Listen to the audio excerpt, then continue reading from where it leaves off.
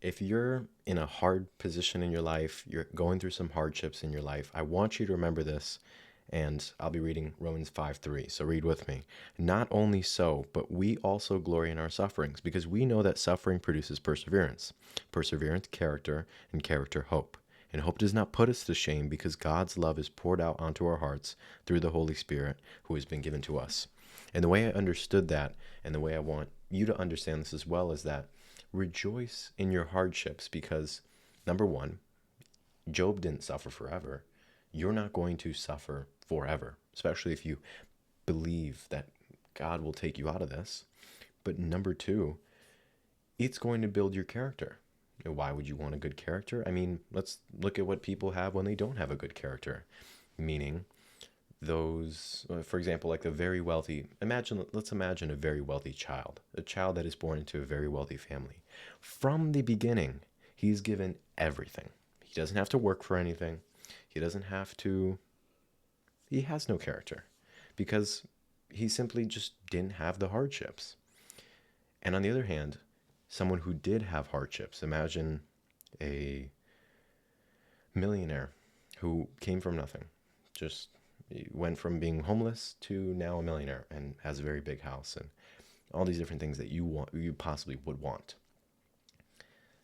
The difference is that the person who went through the hardship will appreciate everything a lot more. When you don't have hardship in your life, when you don't have a difficult time, you just don't have character. And character, like having bad character is a net zero.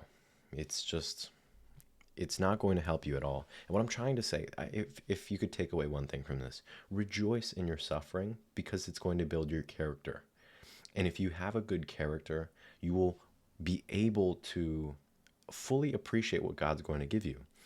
I think a way I understood it, whether God revealed it to me or I came to this conclusion, was that you don't truly appreciate what it's like to have the lights on in your home, have a kitchen full of food, to have running water. You don't really appreciate that until you don't have it. Just as you don't really appreciate nor maybe care about how much oxygen is in the room until you don't have it. Or for those able to walk or have arms, you don't really appreciate. You may take it for granted, your arms and legs, or your vision, or your hearing, or your voice, or the way you look, until you don't have it.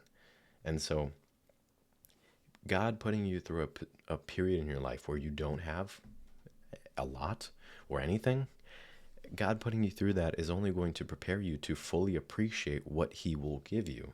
Now, as I mentioned, even Job didn't suffer forever. And also, God doesn't owe you anything. So don't expect, I don't want to preach the prosperity gospel. Don't expect Him to give you heaps of gold. God doesn't owe you anything. Neither does He owe me anything. And that's why you want to be as appreciative as possible. But what I'm trying to say is rejoice in your suffering because it builds character. And having a good character will be able to allow you to experience and be more appreciative of everything that God may give you.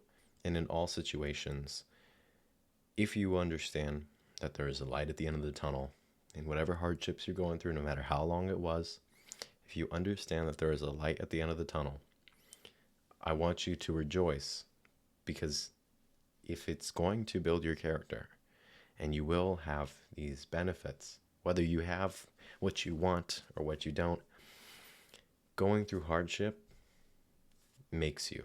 A great example would possibly be gold. If you have any gold chains, earrings, rings, that gold had to be melted. It had to be refined.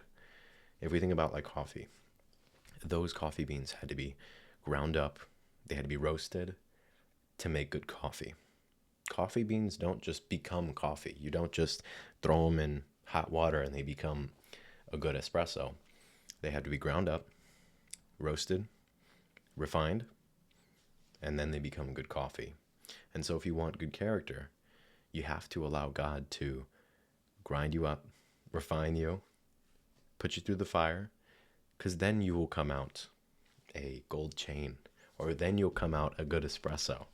And that could be whatever you want to imagine that to be. But then you will come out the finished product that is what you truly wanted. So a lot of people, even I didn't fully understand this, that God knows what you actually want. You may think that you wanted so and so, but God knows what you actually want. And yeah, I want this to be for someone, whoever it is who needs to hear this, that rejoice, because things do get better. Though you may not believe it, you don't gotta believe me. Believe in God. Things get better, and your suffering is not pointless.